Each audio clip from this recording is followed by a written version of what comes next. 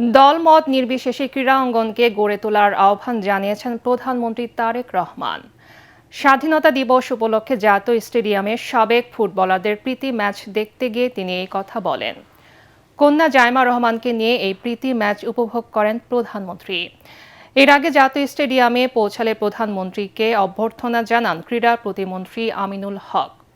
Bangladesh football ফেডারেশনের এই প্রীতি football match আয়োজন করে। সাবেক ফুটবলারদের নিয়ে লাল দল ও সবুজ দল এই ম্যাচে লড়াই করে। ক্রীড়াকে প্রফেশনাল রূপ আমরা দিতে চাই এবং সেজন্যই আমরা সিদ্ধান্ত নিয়েছি যে আমরা নতুন কুড়ি নামে যে অনুষ্ঠানটি ছিল এখানে আমরা নতুন করে স্পোর্টসকে আমরা চালু করতে চাই।